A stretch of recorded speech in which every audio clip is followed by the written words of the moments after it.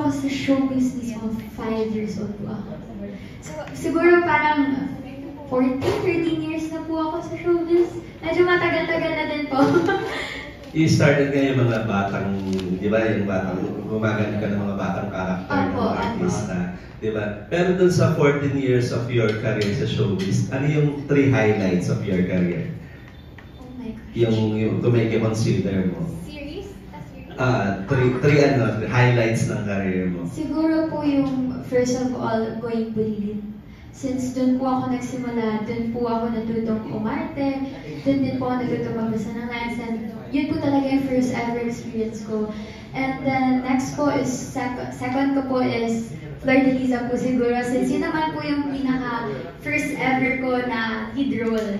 And heavy drama siya, nasabi po ako ng heavy drama. So, very memorable, especially working with Direk Gwen and working Miss Julina Magdangal and Sir Marvin Agustin. So, they were so iconic. Hindi ko pa po yun na-realize nung bata ako, pero sabi ko, wow, grabe pala ang swerte-swerte ko.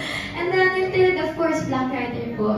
Meron po talaga siyang special place sa heart ko, yung Black Rider, since they were also nice, and I feel like family ko na po yung Black Rider.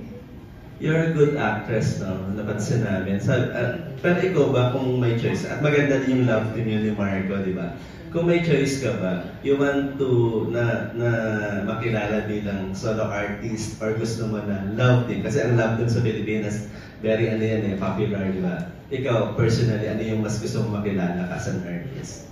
Personally po, I think we're doing both naman ni Marco great sa love team and as a solo actor, actress. Since we have shows na hindi din po kami lagi magkasama. So, in that way, kahit bago-bago pa lang po nagsistart na po kami, meron na rin po kaming mga sariling shows na hinahangaan din po na iba as a solo. But, ayun, I think okay naman po sa akin both. Wala naman pong problem sa akin both. As long as nagagawa ko po yung job ko ng maayos. Last na lang.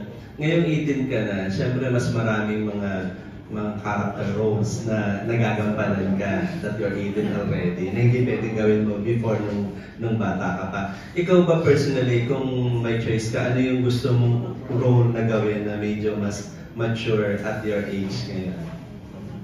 Ako po, gusto ko po mag-action. Kasi parang, nung kid po ako, yan din po isa sa mga dream ko is magkaroon ng action. Since nung bata po ako, pag naglalaro po ako, hilig ko po talaga yung mga espada, mga baril-barilan. Kaya parang ngayon, gusto ko po siyang ipagpatuloy para sa childhood me talaga. And bukod po doon, nasabi ko po kanina na gusto ko rin po matry yung parang may something psychological na mag-iiba-iba yung roles para lang po mas na-explore ko pa rin po yung acting ko. Thank you, Ashley. Congratulations and happy birthday. Maraming salamat, Alex and Gon, of course, for asking away. Up next, we have here Mr. Ricky Gallardo of Business Mirror. Hello, Iha. Hello po.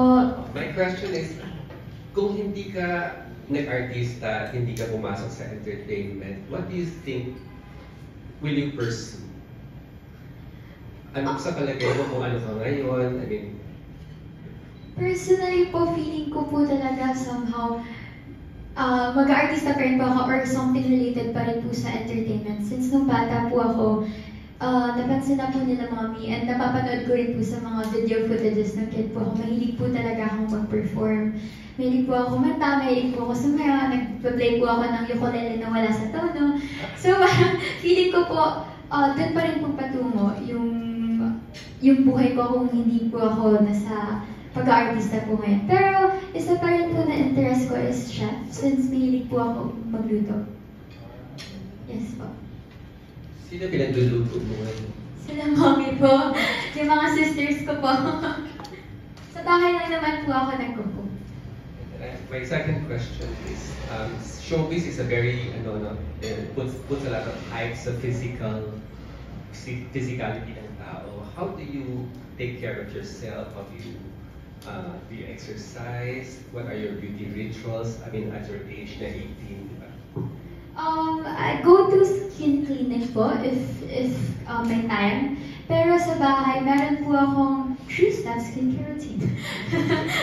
Isa po, I do serum, toner, and then moisturizer. And